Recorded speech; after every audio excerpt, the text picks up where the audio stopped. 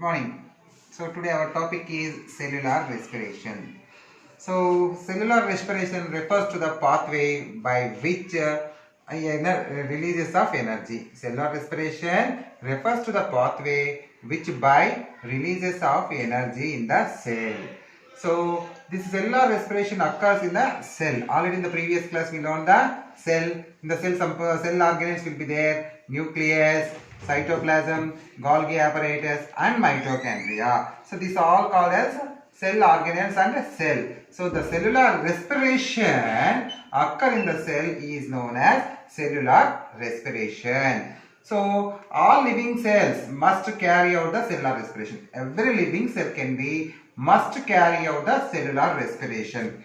So cellular respiration occurs in the presence and absence of the oxygen. Cellular respiration occurs in the presence and absence of the oxygen. So based on this oxygen, the cellular respiration is classified into two subgroups. Based on this is oxygen. Based on oxygen, cellular respiration will be divided into two subgroups.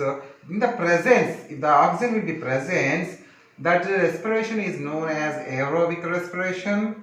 In the absence of oxygen, that respiration is known as anaerobic respiration, fermentation. So understood, children? In the presence of oxygen, that respiration is known as aerobic respiration. In the absence of oxygen, the respiration is called as anaerobic respiration or fermentation process. In the anaerobic respiration means absence of the oxygen, okay, lactic acid will be released and less amount of energy also will be released. In the presence of oxygen, aerobic respiration will be releases more energy. So cellular respiration in the prokaryotic cells. You know that prokaryotic cells and eukaryotic cells are two types, prokaryotic and eukaryotic. Pro means nucleus membrane will be not there in that cells. Cellular respiration occur in the cytoplasm. In the cytoplasm, the eukaryotic cells, you know that eukaryotic cells.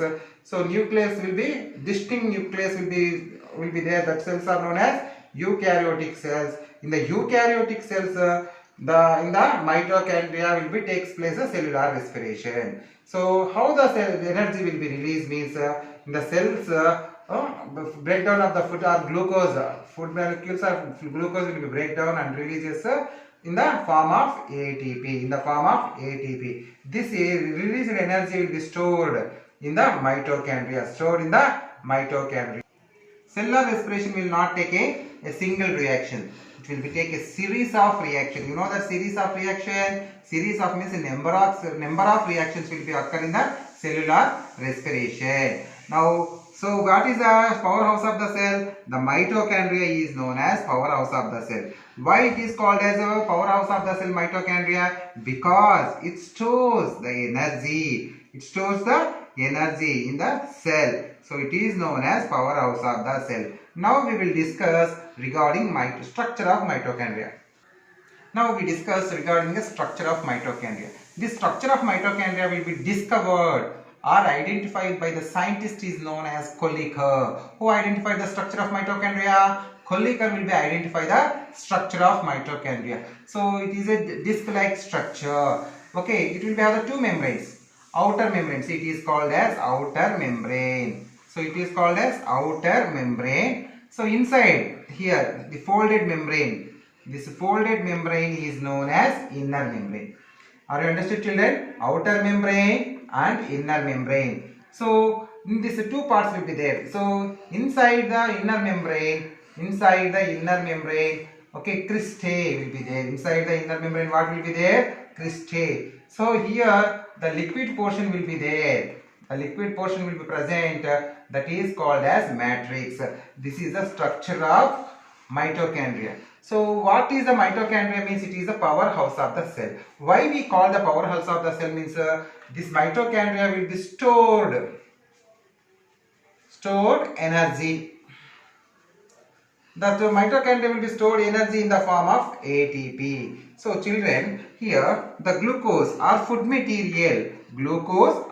material will be breakdown, okay, in the presence and absence of the oxygen. So when the breakdown, dash will be released from the glucose energy will be released. So this energy will be stored in the form of ATP. In the form of dash ATP. So what is the full form of ATP? So adenosine triphosphate. Adenosine triphosphate. So this ATP is a small parcel of the chemical energy. It is a small parcel of chemical energy. So when our body is needed, so the ATP will be supplying energy. When our body is needed, the ATP will be supply the energy to us for doing other activities. In one ATP molecule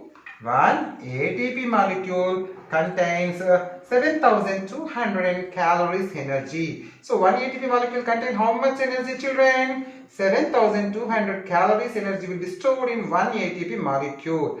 So how it will be stored? The energy means the energy stored in the phosphate bond. So energy stored in the which ones? Phosphate bonds.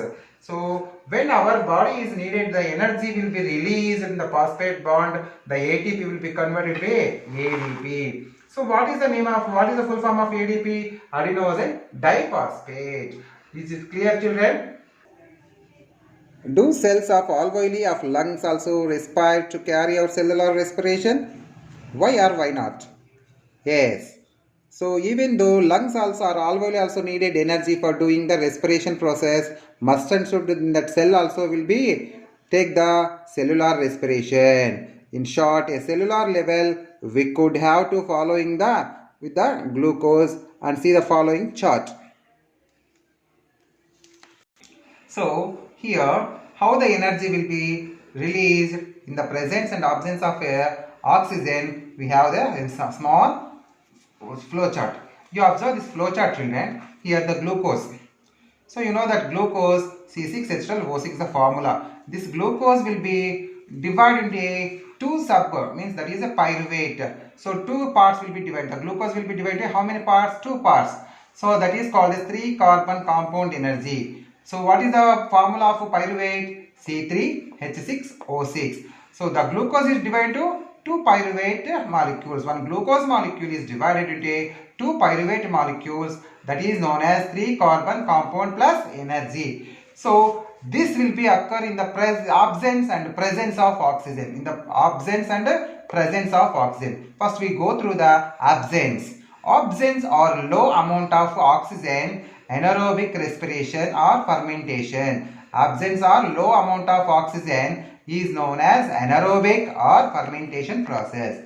So if the presence of oxygen is known as aerobic respiration. If the presence of oxygen, that respiration is known as aerobic respiration.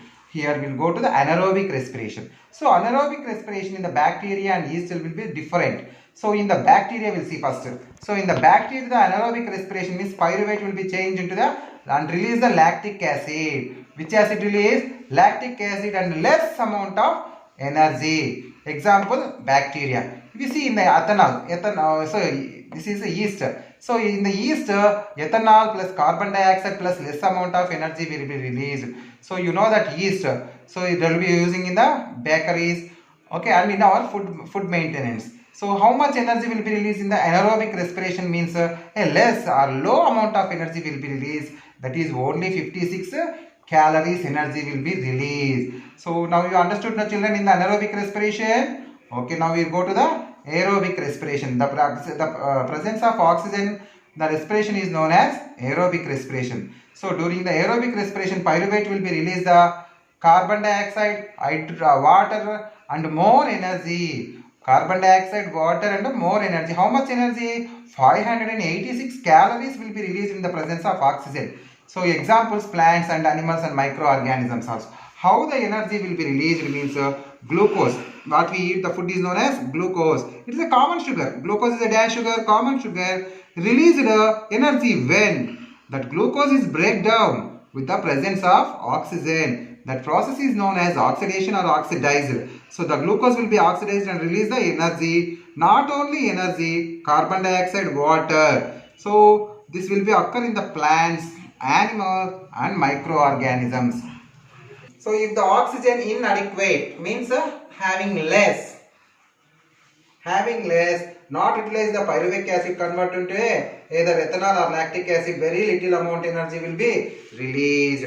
So oxygen will be less, means energy also will be released with the lactic acid or ethanol. This is the anaerobic respiration. So do you know, so glucose is the most commonly used sugar for deriving. So glucose is the most commonly used sugar for the deriving energy in the plants, animals and even the microorganisms. In all these organisms, glucose is oxidized into two substages. That first stage is covered into 2 molecules of pyruvic acid. So 2 pyruvic acids will be released. In the second stage, if the oxygen available, pyruvic acid oxidized, carbon dioxide, water and large amount of energy will be released. So this is the cellular respiration.